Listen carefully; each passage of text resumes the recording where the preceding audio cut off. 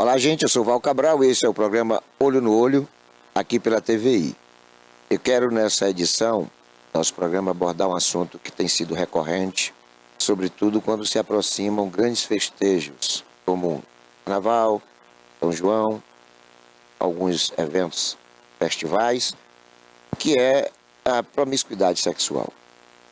Eu tenho ficado espantado com o que eu tenho visto, sobretudo na periferia da cidade. Eu sou uma pessoa com bastante ativismo social e isso me condiciona a estar andando pela cidade, visitando pessoas, participando de entidades não governamentais. Estes fatos acabam me fazendo, me levando até a periferia da cidade, quase todos os seus 4 pontos cardeais. E, esporadicamente, isso acontece no turno da noite, sobretudo em momentos de festas, porque eu sou festeiro, gosto de festa. Mas uma coisa que tem me preocupado muito é a grande quantidade de adolescentes, meninas 13, 14, 16 anos, já grávidas ou já segurando seus bebês, seus filhos. E uma das coisas que mais me chama a atenção são os paredões. Paredão parece que virou um point de promiscuidade sexual, de banalidade de cidadania. Uma coisa que eu acho que não foi pesquisada ainda pelas autoridades, uma forma de regular isso aí, né? De não permitir, por exemplo, participações de crianças e de adolescentes nesses eventos. Existem aqui em Itabuna, inclusive, locais onde essas pessoas se reúnem, nesses festivais de paredões. E boa parte do público participante é de adolescente. Adolescente, em algumas situações, até crianças. Eu fico muito preocupado, porque é daí que não surgem coisas muito boas. Porque a promiscuidade sexual tem muito a ver com a infecção sexualmente transmissível, com gravidez precoce, com gravidez indesejada, com relacionamentos intempestivos, com situações cujas consequências vão ser muito ruins para todo o conjunto de pessoas e de circunstâncias ali envolvidas. Porque quando uma promiscuidade sexual resulta numa gravidez de uma menina de 13, 14, 15 anos, o resultado disso não vai ser favorável para ninguém. Nem para a criança, nem para a grávida, nem para a família dela, nem para a sociedade, porque muitas dessas meninas, elas não têm condições de comprar uma calcinha, um absorvente, não têm condições de comprar básico para a sua subsistência. Como é que vai cuidar de uma criança? Como é que vai educar uma criança se muitas vezes ela mesma não foi educada? Não teve condições de aprendizado para lidar com situações de não segurar a libido. Então nós estamos dentro dessa realidade observando circunstâncias que são realmente preocupantes.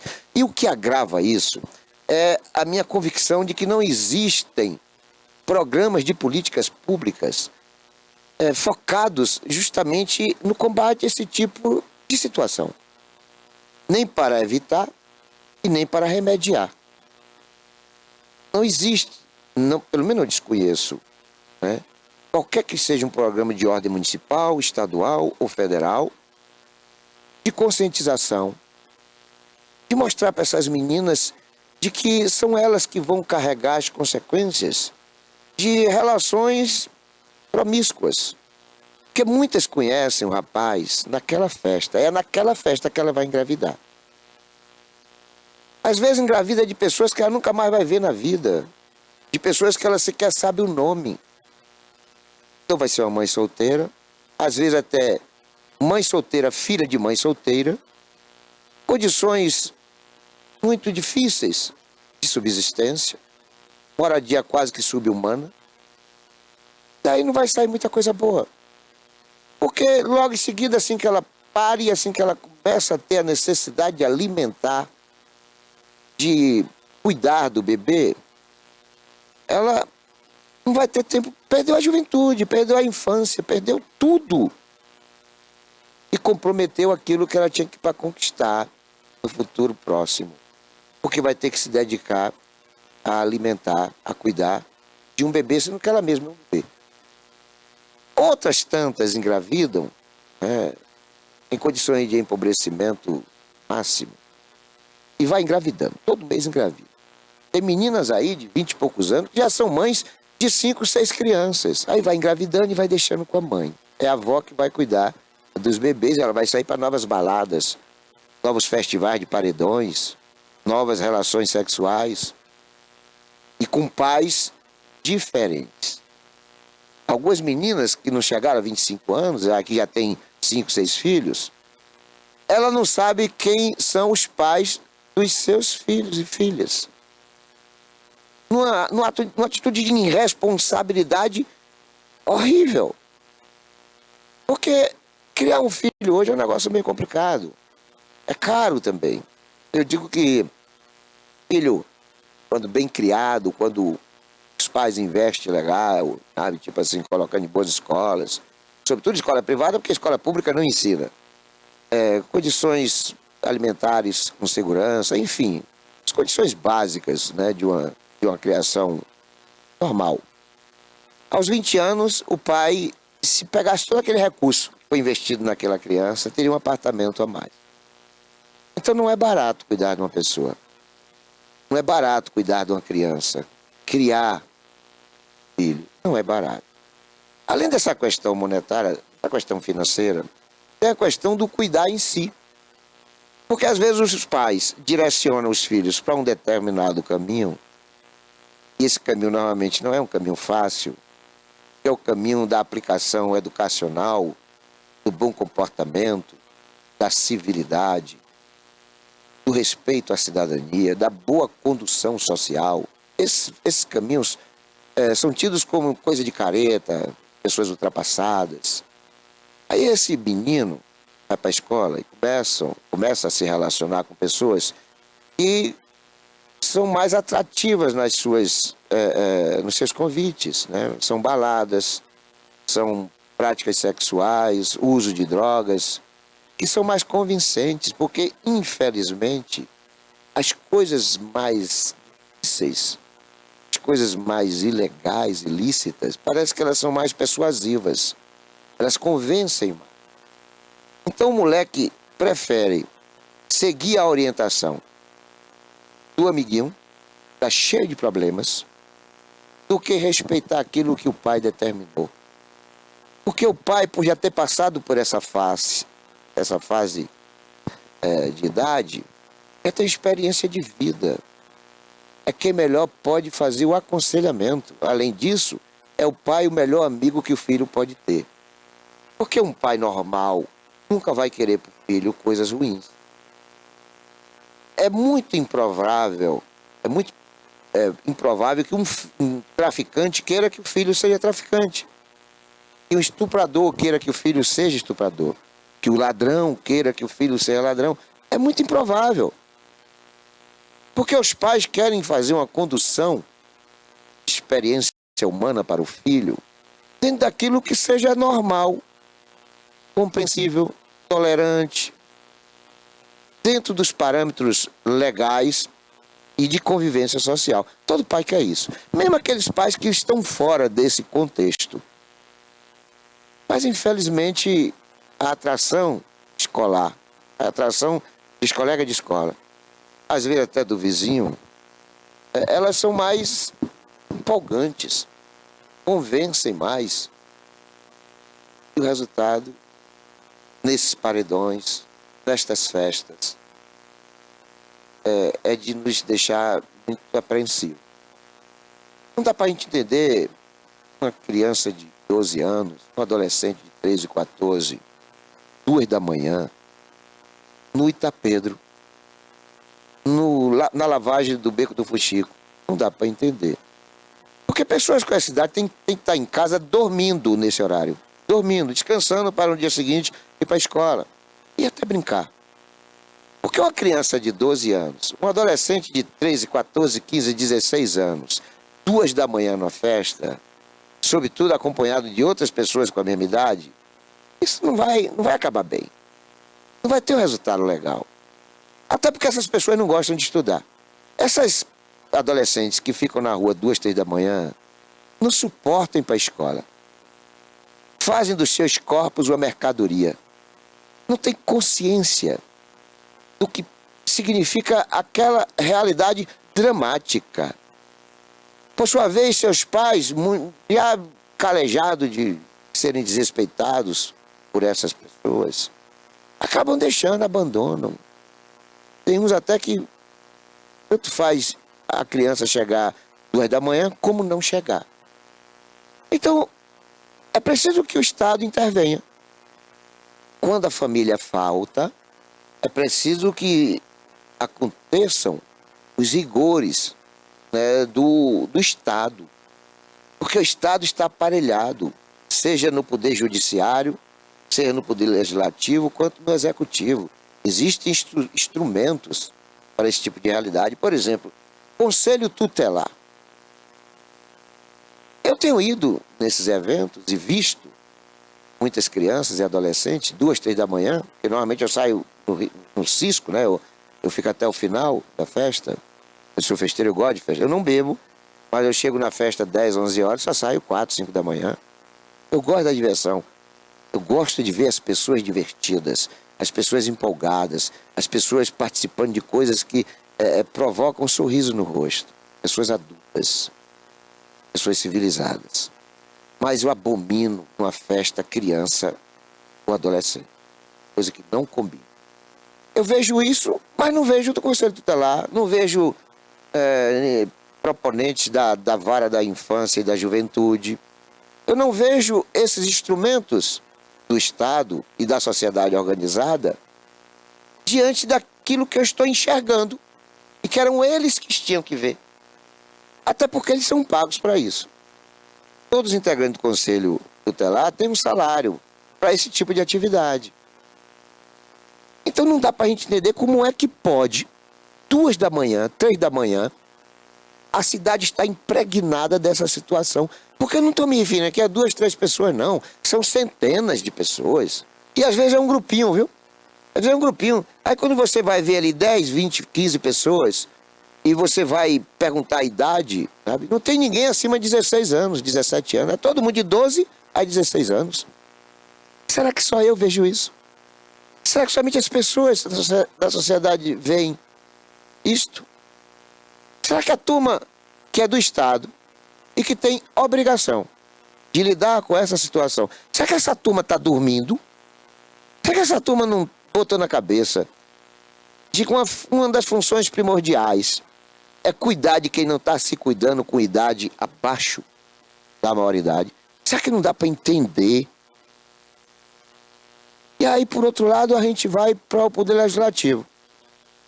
Porque o vereador, ele não é somente um fiscalizador do dinheiro público. Ele é o monitorador da normalidade da sociedade. Onde tem problema, o vereador tem que estar ali, ó, inserido, cobrando das autoridades intervenções que possam resultar em soluções para os problemas. Os vereadores também não enxergam isso? Será que não temos só vereador para diante dessa vulnerabilidade de menores de idade, tomar uma atitude de cobrar das autoridades uma ação que impeça esse tipo de abuso? Chamar a criança, você está aqui com quem? Você está sozinha? Você está acompanhada de quem? Se ela estiver acompanhada de outros menores, ela e outros menores vão ter que ser conduzidos às suas residências, 2, 3 da manhã, com as autoridades policiais e judiciais, bater na porta dos pais e perguntando o que é que eles estão fazendo, que não estão vendo o que seus filhos estão fazendo, o que podem fazer, ou que já fizeram, 2, 3 da manhã. Porque esse horário, os pais podem até estar acordados na festa, mas os filhos não. Então o vereador está enxergando e não faz nada.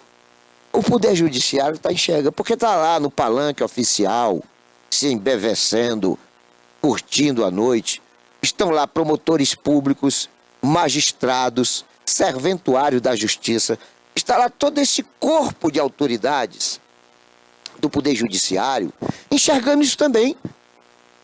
Mas será que é incômodo descer do camarote e abordar a criança ou adolescente para verificar qual é por que está ali? Por que não está em casa dormindo? Cadê seus pais, seus avós, seus responsáveis? Aí você vai para o executivo, o prefeito está lá também, o presidente, o governador está lá observando tudo o que está acontecendo. E não fazem nada. Porque se o prefeito vai num lugar desse, vou botar aqui o prefeito de Itabuna, porque essa emissora ela está implantada no município de Itabuna. O prefeito de Itabuna faz aqui, todo ano, uma festa que já é tradicional, chamada Itapedro, que é a festa junina no São João, em julho, a festa, né, de forró. O prefeito está no camarote, ele está vendo ali, toda hora passando meninas de 12, 13, 11 anos, 9 anos, 10 anos, sabe? O grupinho de adolescentes. O que é que o prefeito deve fazer? Chama o secretário de Assistência Social e cobra dele, já para o dia seguinte, um aparato, um aparelhamento, condições para que aquilo não se repita no dia subsequente. Mas eu tenho certeza absoluta que esse tipo de atitude não existe aqui em Itabuna, como não existe em lugar nenhum desse país. Deve ter algumas exceções que eu desconheço. Então as adolescentes estão ali por culpa nossa, da sociedade, por culpa das autoridades, por culpa dos pais. Porque eu me recordo quando eu era adolescente, eu tinha lá meus 13, 14, 15 anos, as leis eram outras. Nessa idade eu trabalhava no Banco Real, eu era contínuo, hoje é office boy, eu era contínuo no Banco Real. Eu ganhava meu dinheiro e com ele eu me divertia nos finais de semana. E tinha no Teatro ABC um show de calouros que acontecia todo sábado, com o Germano Silva, com o Dr. Romildo Teles Santos, Homem da Pereira, com o Neide Prado, com o Raimundo Oliveira, muitos artistas de Itabuna. E aquilo me empolgava e eu ficava ali depois das 10. Só que eu tinha ordem dos meus pais para estar 10 horas da noite em casa. E olha que naquela época não tinha violência. Itabuna, quando tinha um assassinato, era uma coisa de eleição em eleição. De 4 em 4 anos acontecia um assassinato aqui em Itabuna. Diferentemente de hoje, que os assassinatos acontecem quase todos os dias. Não tinha assalto, não existia droga.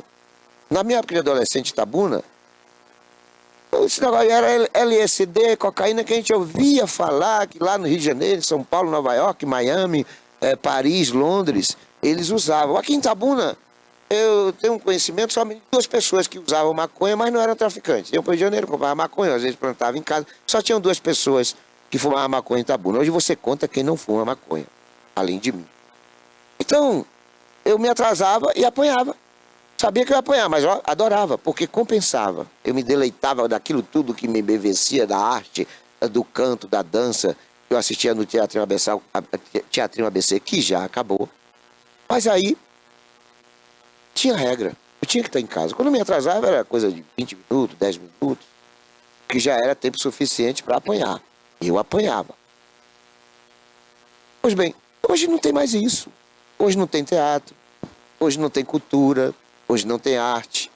Porque carnaval e São João não é cultura, deixou de ser. São João deixou. São João era cultura e arte. Quando você tinha a zabumba, o triângulo, a sanfona, quando você tinha ali as pessoas com vestimentas juninas, todo mundo se empiriquitava dessa forma. Você tinha festivais de quadrilhas juninas, você tinha corrida de colher, corrida de jegue, você tinha quebra-pote, como é o nome daquele quebra-pote, você tinha o pau de sebo, você tinha um monte de coisa que era da tradição do São João. A Rainha do Milho, as escolas faziam isso, né? A Rainha do Milho, isso tudo acabou.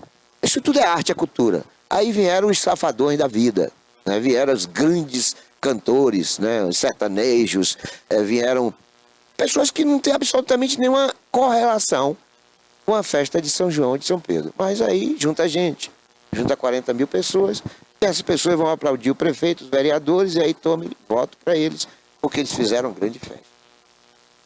E aí, dessa festa, as crianças ficam até 4, 5 da manhã, e até chegar em casa, o que acontece é que 9 meses depois vem o resultado dessa promiscuidade. Aí vem não somente a questão da gravidez indesejada, da gravidez precoce, mas sobretudo das infecções sexualmente transmissíveis, HIV/AIDS, aí vem questão de hepatites virais, vem questão da promiscuidade sexual em si, aí uma série de consequências que já deveriam ter das autoridades um repensar, um repaginar das suas condutas, que por enquanto o resultado tem sido bastante preocupante. Nós vamos a um breve intervalo, é coisa muito rápida. É um pelar impecável.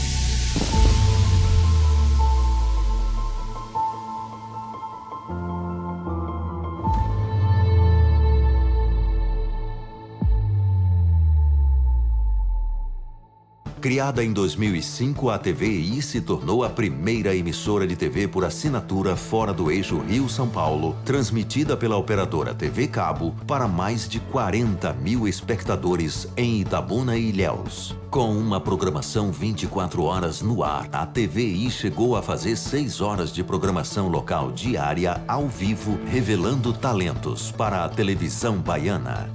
Inserida na Lei do Cabo, a TVI passou a integrar o seleto grupo de TVs com programação qualificada junto à Ancine e contribui com a capacitação do mercado audiovisual da Bahia para a captação de recursos para a produção de minisséries, reality shows, documentários e outros produtos de entretenimento para as mais variadas plataformas. Equipada com estúdios de áudio e vídeo e modernas ilhas de edição, a TVI também está preparada para trabalhar no jornalismo factual local, inclusive utilizando sua unidade móvel SDNG.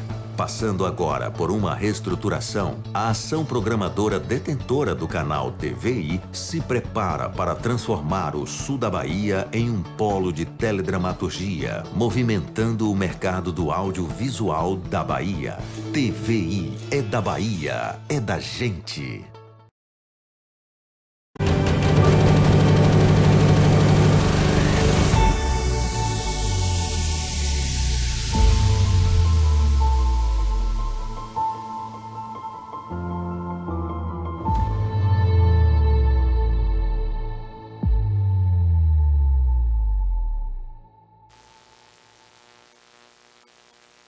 Olá, gente, eu sou Val Cabral e esse é o programa Olho no Olho, aqui pela TVI. Este programa está sendo ao vivo, mas esporadicamente ele é reprisado, então o que eu vou falar talvez tenha já tido um resultado, né, do que está sendo o julgamento, né, do Bolsonaro. Nós sabemos que tudo que está acontecendo é uma ópera bufa, um espetáculo circense, cujo o resultado já é previsto. O sistema quer que Bolsonaro seja preso porque o sistema não quer que o Jair Bolsonaro volte a ser presidente da República.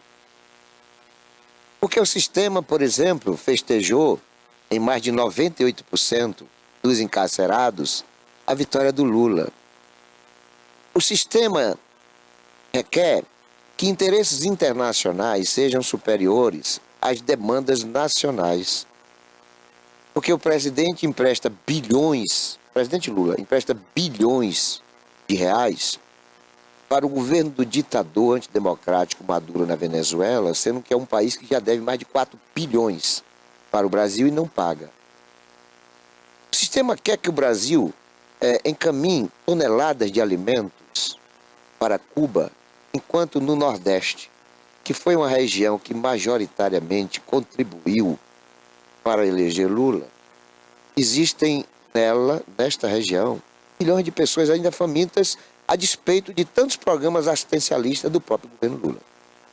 O sistema não quer que o Brasil seja um país onde o aluno tenha que cantar o hino nacional antes de entrar na sala de aula, rezar o Pai Nosso. O sistema não quer que as famílias sejam valorizadas, porque as escolas têm que ensinar para as crianças de que pode sim o menino vestir rosa e a menina vestia azul. Que a criança pode ser transgênera, pode ser travesti. Então o sistema não quer que Bolsonaro volte a ser presidente, porque Bolsonaro simboliza toda essa situação contrária. Contrária a tudo isso aí. Numa atividade ocorrida com Lula como presidente, diante dele estavam duas pessoas do sexo masculino, dois homens se beijando e Lula aplaudindo. Com Bolsonaro isso nunca aconteceria. Nunca. Não que Bolsonaro seja homofóbico, porque estigmatizar a ideia de que Bolsonaro ia matar tudo quanto é viado do Brasil, que viado não ia ter vez, que preto não ia ter vez, que nordestino não ia ter vez, e que ia ser uma matança, sabe? Bolsonaro passou 4 anos no governo e, coincidentemente ou não, foi o período que menos se matou negro, menos se matou homossexuais, sabe? Travestis, sabe? Onde menos as mulheres foram agredidas. É claro que não foi coincidência, porque políticas públicas têm resultados diferentes quando o governo é conservador, patriota, nacionalista. Mas quando o governo é de um presidente que é aplaudido pelas facções criminosas, pelas pessoas que não gostam de trabalhar, pelos vagabundos do país, o resultado é de um país que não avança. E é isso que a gente está vendo aí, cara. Eu me lembro que até recentemente passava pela porta da minha casa, e às vezes me perturbando, um veículo chamado o Carro do Ovo. A cartela da ovos custava R$10. Hoje, você não compra por menos de R$30 no geral. Compra por menos de R$30 esse mesmo produto. E aí vão a questão do café. O café era 4 e pouco, agora está R$16, R$18 no mínimo.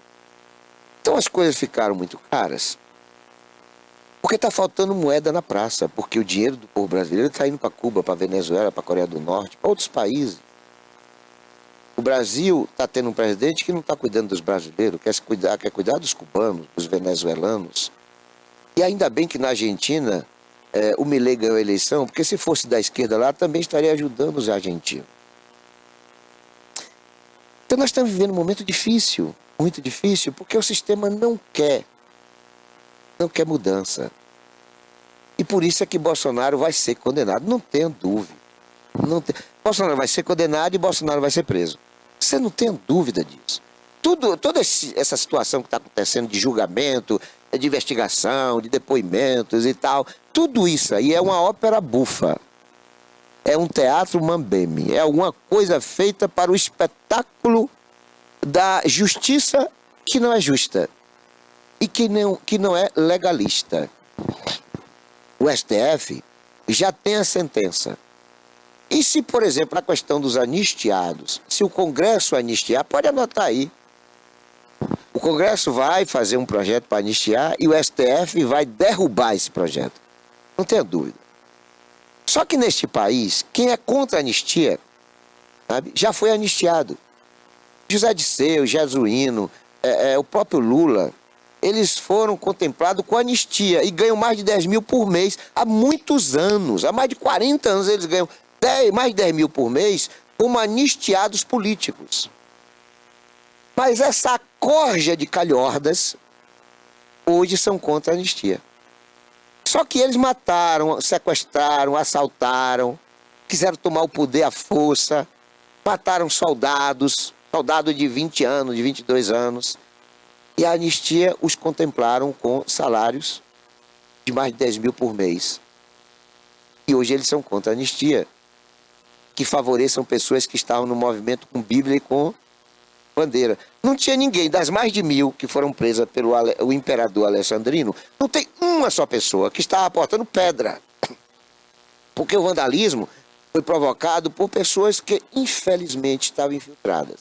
E aquelas que não eram infiltradas, que estavam lá realmente sendo bolsonaristas, quebrando as coisas, são marginais, são bandidos que deveriam realmente ser presos e condenados. Não com essa condenação de 17 anos, 14 anos, enquanto que condenados com mais de 400 anos de cadeia já estão na rua, contemplados pelo mesmo beneplácito do STF. Porque o Lula, por exemplo, nunca deveria ser presidente, deveria ser presidiário, porque Lula é o maior gangster da história deste país. Então nós estamos assistindo uma coisa que é ridícula para o mundo assistir. Porque o que está acontecendo no Brasil é uma coisa que você pode comparar com o que acontece atualmente na Coreia do Norte. Lá tem um imperador que determina o que é justiça. É ele a justiça. É ele quem investiga, é ele quem prende, é ele quem sentencia.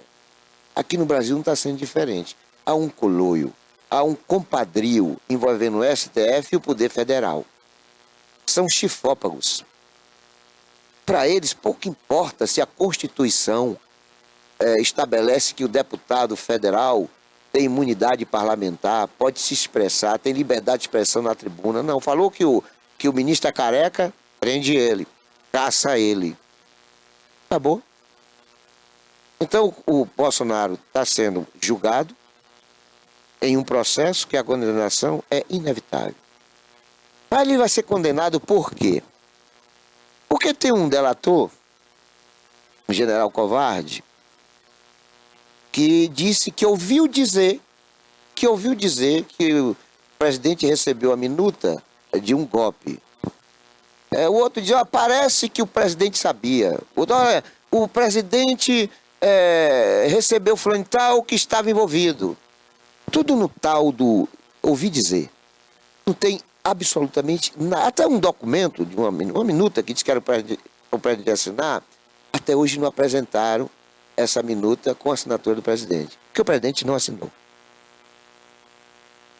Então o presidente ele vai ser condenado e vai ser preso porque alguém falou que parece que ele queria um golpe. Porque alguém falou que parece que ouviu alguém dizer que ele era favorável ao golpe.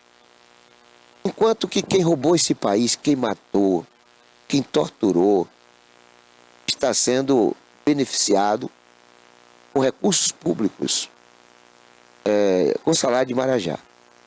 Então o que é que vai acontecer? Eles vão prender, não tenho dúvida disso, eu não sou vidente, não sou cartomancista, não tenho absolutamente nenhuma capacidade de previsão do que virá, mas existem coisas que são óbvias. Você não precisa de nada disso para saber que vai acontecer.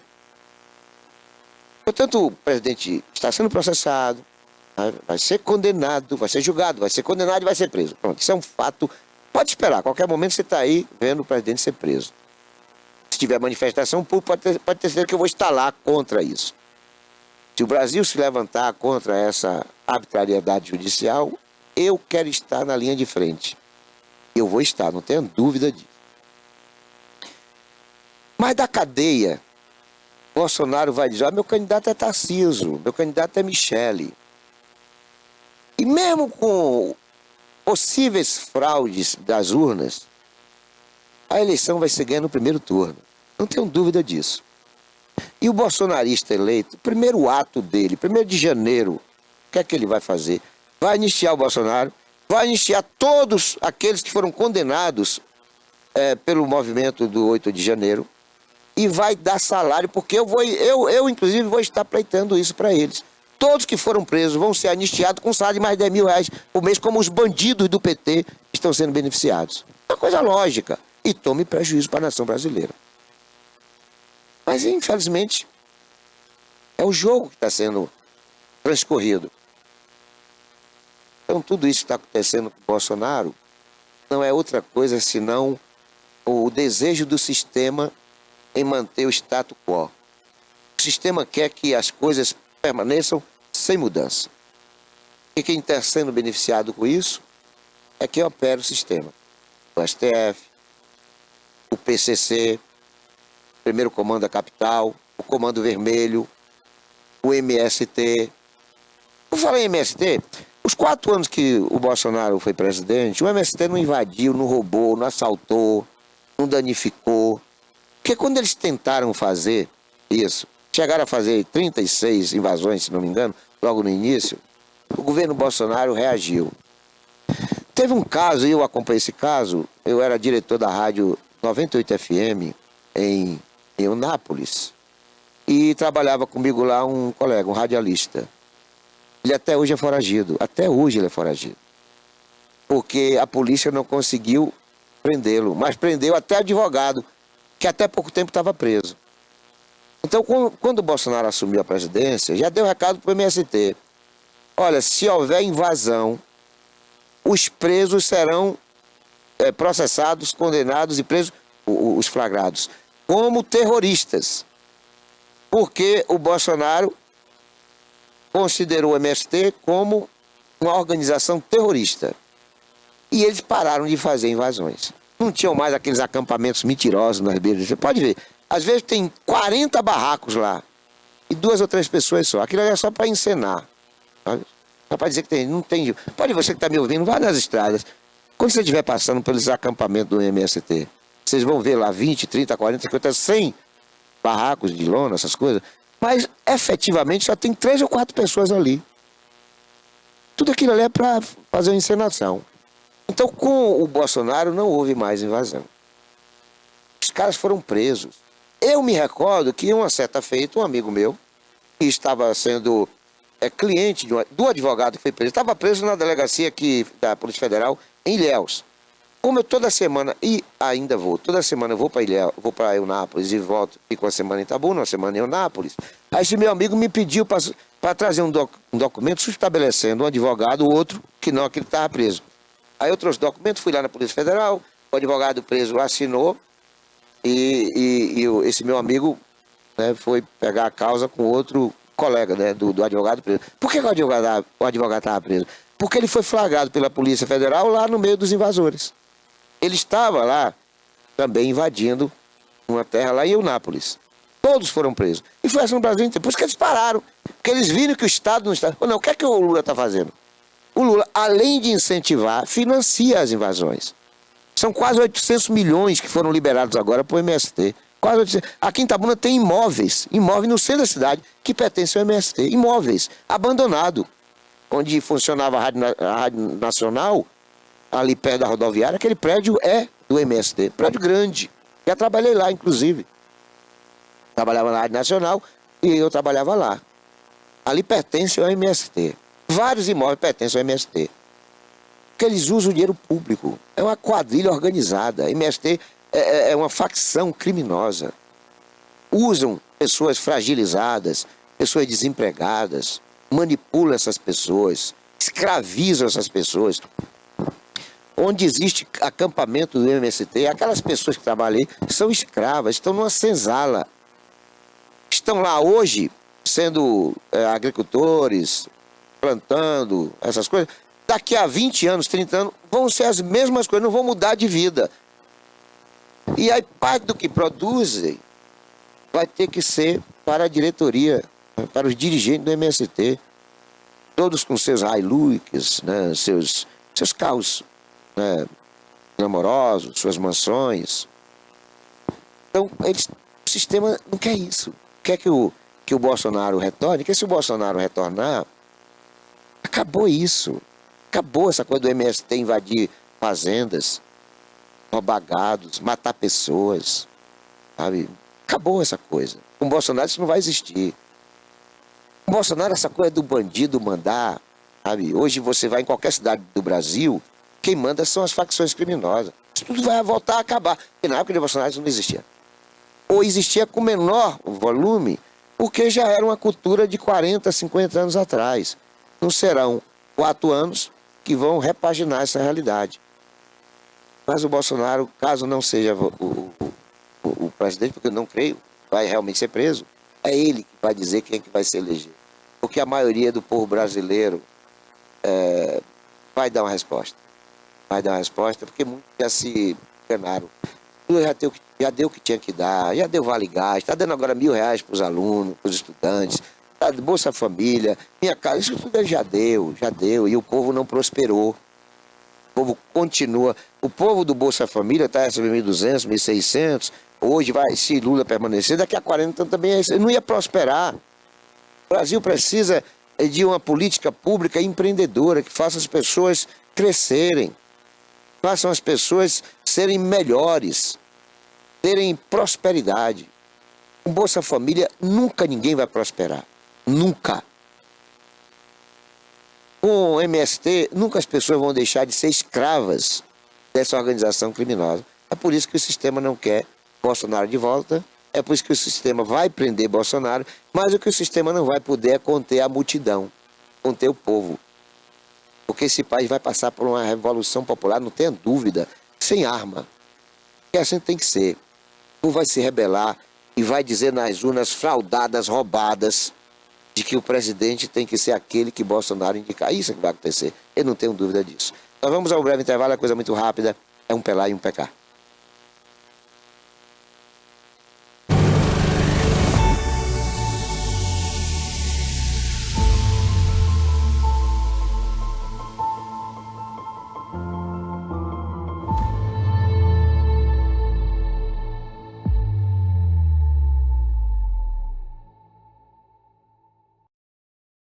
Criada em 2005, a TVI se tornou a primeira emissora de TV por assinatura fora do eixo Rio-São Paulo, transmitida pela operadora TV Cabo para mais de 40 mil espectadores em Itabuna e Ilhéus. Com uma programação 24 horas no ar, a TVI chegou a fazer 6 horas de programação local diária ao vivo, revelando talentos para a televisão baiana. Inserida na Lei do Cabo, a TVI passou a integrar o seleto grupo de TVs com programação qualificada junto à Ancine e contribui com a capacitação do mercado audiovisual da Bahia para a captação de recursos para a produção de minisséries, reality shows, documentários e outros produtos de entretenimento para as mais variadas plataformas. Equipada com estúdios de áudio e vídeo e modernas ilhas de edição, a TVI também está preparada para trabalhar no jornalismo factual local, inclusive utilizando sua unidade móvel SDNG. Passando agora por uma reestruturação, a ação programadora detentora do canal TVI se prepara para transformar o sul da Bahia em um polo de teledramaturgia, movimentando o mercado do audiovisual da Bahia. TVI é da Bahia, é da gente.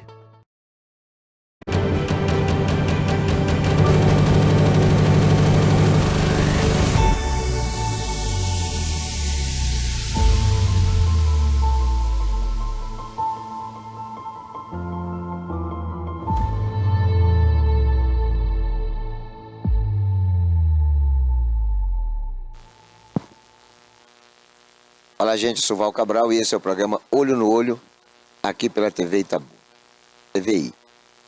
Olha, eu recentemente estive na Câmara Municipal de Itabuna procurando alguns vereadores para abordagem de um assunto que também tem me preocupado, que é a questão da segurança pública. Itabuna já foi a cidade mais violenta do Brasil.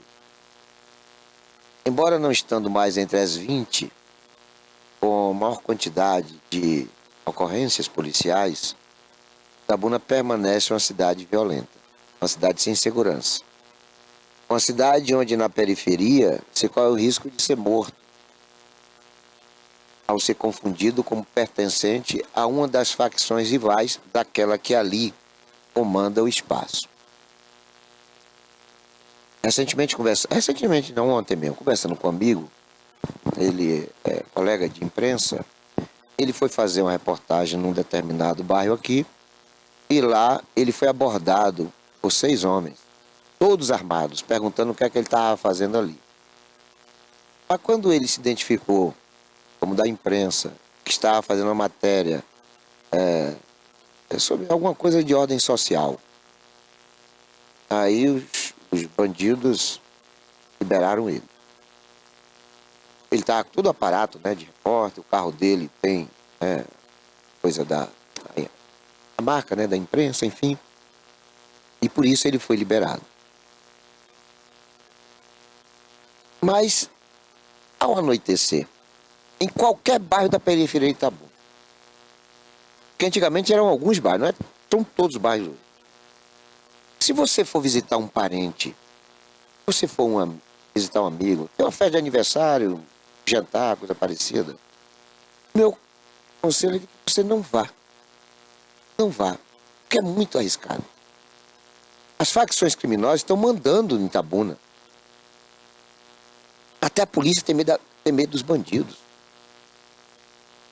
Tem lugares aqui que o policial reside lá, mas não sai com farda e nem retorna com farda. Porque ele sabe do risco que que é. Recentemente eu soube que em um determinado bairro, eu estou evitando falar o nome de bairro para não estigmatizar a localidade. Uma criança, 13 anos, sabe? Com a arma na mão lá, dando tiro, ameaçando as pessoas. E abordou um policial que mora, dizendo para ele, olha, aqui quem manda somos nós. 13 anos, uma criança, 13 anos, amedrontando um policial. Quer dizer, um absurdo um negócio desse. Porque o que se pressupõe segurança pública é o Estado mandando e desmandando em todo lugar. Manda não. O 15º Batalhão da Polícia Militar de Itabuna deve mandar ali no perímetro urbano, no perímetro do seu espaço. Ali o bandido, é claro, isso seria muito ousadia. Mas 100 metros depois quem manda são as facções criminosas. 100 metros antes ou depois do espaço físico onde está situada ou situado, né, o 15º Batalhão, sabe? Nas suas cercanias quem manda não é a polícia. Olha que paradoxo. Quem manda são os bandidos. Então não é possível que nós permaneçamos com essa realidade flagrante. Uma coisa que é de um risco enorme. Não dá para a gente entender segurança pública à mercê das ordens dos bandidos. Quem deve mandar é a polícia. Quem deve dar ordem no ambiente é o Estado. Nunca facções criminosas deveriam ter esse poder. Mas as coisas estão difíceis e por conta de tudo isso eu fui à Câmara. Fui pedir aos vereadores para pelo menos debaterem o assunto. Convocarem as autoridades, não só policiais, mas judiciais, sociais, governamentais, para que se discutisse mecanismos de prevenção, de controle, de combate, de polícia preventiva, polícia ostensiva, para que não permanecesse pairando no ar itabunense a sensação de que somos todos possíveis de sermos vítimas dessa banalidade. O primeiro vereador que eu abordei sobre esse assunto negou. Não, Itabuna só tem agora, até hoje, só 4 homicídios, as coisas tão boas, vamos esperar a coisa piorar. Aquilo me deixou atônito. A gente vai esperar a tragédia acontecer para intervir em meios de prevenção? Eu não gostei daquela resposta. E aí eu deixei o vereador e fui procurar outros vereadores. Aí me deparei, os dois primeiros, Luizinho e Denilton. Chamei os dois, propus a eles e imediatamente eles acataram. Isso me parece que foi numa segunda-feira, terça-feira, parece que tinha sessão ordinária, e o tema foi abordado nessa sessão. E tanto Luizinho quanto Denilton não estiveram presentes, porque estavam numa missão externa. E o assunto foi abordado pelos vereadores quando um falou que não era preciso fazer sessão especial para abordar. Não, é preciso sim. Tanto que ontem eu voltei lá à Câmara para conversar com o Denilton, porque não encontrei com o Luizinho. E aí Denilton me explicou que não estava na sessão, que teve uma emergência, que ele teve que levar uma pessoa no hospital, enfim, alguma coisa lá que o impediu de participar daquela sessão, e por conta disso ele não estava sabendo o que estava acontecendo. Mas que não, que ele vai apresentar e que ele vai fazer a sessão. E tem que fazer mesmo. É essa a função do vereador. Falei para ele, rapaz, você tem que convocar o comando do 15º Batalhão da Polícia Militar, a 6ª Corpim, sabe? A Igreja Católica, a Igreja Evangélica, o Rotary, o Laios, o CDL, a Associação Comercial, a sociedade organizada, para discutir, porque todo mundo está envolvido, direto ou indiretamente, nessa questão, sabe? O governo do Estado, o governo federal e o governo municipal, através das suas representações, devem participar dessa sessão, para dali sair alguma coisa que seja factível na nossa expectativa de Itabuna deixar de ser essa cidade temerosa. Então ainda bem que o vereador Denilton Santos e o vereador Luizinho, ainda bem que eles compraram essa briga. Eles vão fazer, eu vou estar lá presente, sabe? Vou até ajudar, já me dispus a ajudar eles na realização dessa sessão especial. Porque é preciso uma ação. O governo tem que cumprir o seu dever. O Estado não pode ficar omisso diante dessa situação. Nós não podemos permanecer assistindo nossos jovens sendo vítimas dos crimes ou entrando na vida do crime. Eu sempre falo, isso já tem mais de 3 décadas, nos meus programas de rádio, sobretudo, eu falo, ó, você que está entrando nessa onda aí de traficar, de assaltar, de roubar, se você tem 15 anos, muito dificilmente você vai servir o tiro de guerra. Não é porque você não queira ou porque o exército vai lhe liberar, não é porque você não vai chegar à idade, não vai chegar a 18 anos. A pessoa que está entrando hoje no crime aos 15 anos, ele vai ter de vida no máximo 3 anos. De 3 a 5 anos no máximo. Porque ou ele vai ser morto, ou ele vai ser preso. Não tem outro caminho. Ou é camburão, ou é rabecão. Não tem outra alternativa para quem está entrando no crime. Aqueles que são do comando, também, enfim, se envolveu no crime. Não tem outro caminho. É o caminho da infelicidade. Eu sempre digo que é impossível o cara que é bandido ser feliz. É impossível. Ele tem momentos de alegria. Ele fez um assalto, subtraiu ali 10 mil, aí com esses 10 mil ele vai fumar maconha, vai tirar cocaína, vai curtir com prostitutas, vai, enfim, vai ter 1 semana, 2 semanas no máximo para gastar o dinheiro em menos de 30 dias. Porque o trabalhador com 10 mil passa 1 ano. O bandido com 10 mil roubados, ele vai passar 2 semanas, no máximo 3 semanas. Ele vai precisar voltar a roubar ou traficar.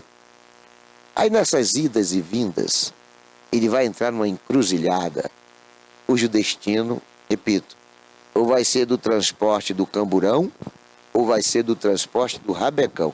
Não tem outro caminho.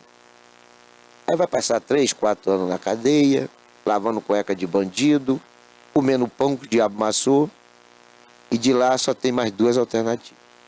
Ou ele se ressocializa, ou ele tem consciência de que o crime não compensa, passa a ser um cidadão do bem, um homem honesto, um homem bem intencionado, direito, com busca de aprendizado, de profissões, para poder ganhar o seu dinheiro honestamente. Ou ele sai de lá fera, sai de lá mais perigoso do que entrou. E aí vai retornar à cadeia. Ou então vai ser morto. Não tem outro caminho. Então é preciso que nós da sociedade nos rebelemos contra isso. É preciso que os vereadores assumam o seu compromisso de convocar a sociedade organizada para pelo menos debater soluções para o problema. A polícia tem um mapeamento dos lugares onde ela julga serem mais vulneráveis. A polícia tem todo um estudo tecnológico, científico de combate ao crime, mas a polícia não age. Ou se age, age de maneira diminuta, porque o crime está mandando. As facções criminosas é que mandam nessa cidade. O 15º Batalhão da Polícia Militar não tem o poder de controle da periferia como tem o raio A, o raio B, o DMP, e agora tem também o Comando Vermelho que está chegando na Bahia. Itabuna já está sendo pinchada do CV, Comando Vermelho, que é uma facção perigosíssima, sanguinária. Então, ou o Estado toma paternidade das suas responsabilidades, com políticas públicas de enfrentamento ao crime, mas, sobretudo, de prevenção ao crime, ou então nós continuaremos com essa impressão extremamente tensa, apreensiva, de uma segurança que não assegura, não garante de que você não será morto, assaltado, estuprada, roubada. Por isso que eu vou votar na Câmara para saber como é que estão os andamentos. Vou cobrar dos vereadores, repito, Luizinho e Denilton, para que nós... Denilton, inclusive, é colega nosso aqui da TVI, para que nós tenhamos a sociedade debatendo essa questão. E o que não dá é para a gente ficar em silêncio diante desse absurdo que é facções criminosas mandando e desmandando na cidade de Itabuna. A violência está assim porque o Estado é omisso, porque o Estado não investe. Recebemos recentemente o governador da Bahia aqui em Itabuna, governador que fez recentemente também mudança no comando da polícia, trocando 6 por meia dúzia, porque o que nós precisamos da polícia não é somente uma mudança do comando, até porque muitas são políticas. Algum deputado tem um parente que é delegado, quer que o delegado seja chefe da polícia, enfim. Sabe? O que nós precisamos é de programas, projetos, missões especiais, pesquisa, ciência, tecnologia, equipamentos para o enfrentamento. É uma coisa que eu sempre digo, ó, não tem como o bandido ser superior à polícia. Não tem. Primeiro que a polícia é uma só, mesmo quando ela é civil e militar. A polícia é uma só. Itabuna tem, efetivamente, no mínimo 400 policiais. Não tem nenhuma facção que consiga juntar mais do que 40 pessoas. Pode até ter 5 mil membros, mas não juntam mais do que 40 pessoas. Nunca 40 pessoas vão ser superiores a 400 pessoas. O armamento da polícia é poderosíssimo. A polícia está mal armada. Não está, não. A polícia está bem armada, a polícia tem carro blindado, tem metralhadora, a polícia tem... O que o bandido tem, a polícia tem em quantidade maior e em poder muito superior. A polícia tem estudo. A polícia tem mais de 100 anos de pesquisa do crime. A polícia conhece a cabeça do criminoso. O criminoso tem 5 anos de prática, 10 anos no máximo. Porque não vive mais do que isso. A polícia não pode perder para o bandido, está perdendo. O terror está mandando nessa cidade. E o pior é que esta é uma realidade generalizada. No país inteiro, até em cidade. Eu fui em Boiarema, no distrito chamado Sururu, eu fiquei espantado. Fiquei espantado com o que eu vi ali. Lá no Sururu, você não pode andar de capacete, não. Eu sou um motociclista. Você tem que tirar o capacete, que se você não tirar, os caras lhe matam. Lá na saída de Boiarema, rumo a Sururu, não sei o nome daquele bairro ali, sabe? É ordem lá do crime. Não pode usar capacete. Olha só, o Estado diz, você tem que usar capacete. Porque se você não usar capacete, você é multado. Corre no risco do veículo ser apreendido, porque você não pode dar prosseguimento com sua moto sem o uso do capacete. Aí o Estado diz, olha, você é obrigado a usar capacete. Existem as penalidades. Mas o bandido diz que você não pode usar o capacete. Naquele espaço não tem polícia, só tem bandido. Você vai obedecer quem? O Estado ou o bandido? Ali tem lá um radar. O radar vai detectar que você passou por ali sem o capacete. Ou seja, você vai ser multado, você vai ser penalizado, porque o Estado disse que você tem que usar capacete. Mas naquele espaço o bandido determina, se usar capacete, morre. Olha que paradoxo. Então é esse o Estado da Bahia que gasta mais com propaganda do que com segurança pública. Esse é o Estado da Bahia que tem um governo que, infelizmente, está submetendo todo o Estado à vergonha, ao vexame de ser tenebroso. Infelizmente, essa é a realidade. Estamos encerrando o programa de hoje agradecendo a todos que sempre nos prestigiam com audiência. Fiquem todos com Deus e não se esqueçam jamais de que Jesus é o caminho, a verdade e a vida.